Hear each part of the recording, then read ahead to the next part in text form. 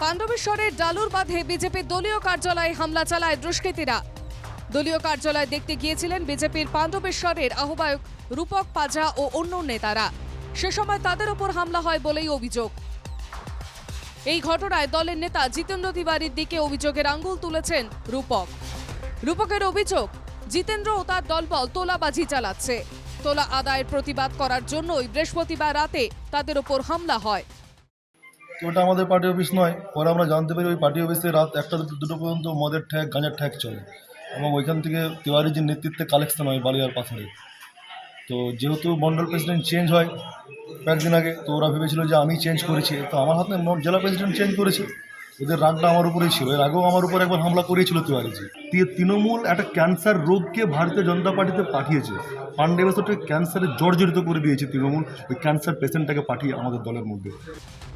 তৃণমূল থেকে যারা বিজেপিতে এসেছে তারাই রূপক পাঝার ওপর হামলা করেছে। তারা এলাকায় তোলাবাজি করছে বলেই অভিযোগ করেছে দলেরই একাংশ। আমাদের এখানে কিছু যারা তৃণমূল থেকে এসছে বিজেপি, তারা এখনো পর্যন্ত তাদের নিজের আদব কায়দা এখনো ভুলতে পারছে না এবং বিজেপির আদর্শ তারা এখনো পর্যন্ত জানতে পারেনি। অতএব তারা এখনো পর্যন্ত বেনামে দুর্নীতি করে যাচ্ছে এবং কিছু লোক মারফত সেখান থেকে বালি, কয়লা, লোহা সমস্ত কিছু তোরা তুলছে। বিজেপির এই গোষ্ঠী কোন্দলকে আদিও নব্যের লড়াই বলে কটাক্ষ করেছেন পাণ্ডবেশ্বরের তৃণমূল বিধায়ক।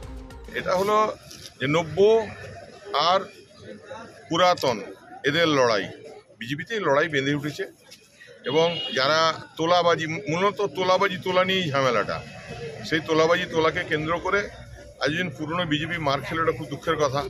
আমি বিজেপিদের বলবো যে যারা তৃণমূল থেকে বিতাড়িত, যারা ওখানে পালিয়ে গিয়ে আশ্রয় নিয়েছে, তাদের সম্বন্ধে সাবধান থাকুন। মারধরের ঘটনায় জখম রূপক পাঝা দুর্গাপুর মহকুমা হাসপাতালে চিকিৎসাধীন। যদিও এই বিষয়ে মুখ খুলতে নারাজ বিজেপি নেতা জিতেন্দ্র তিওয়ারি।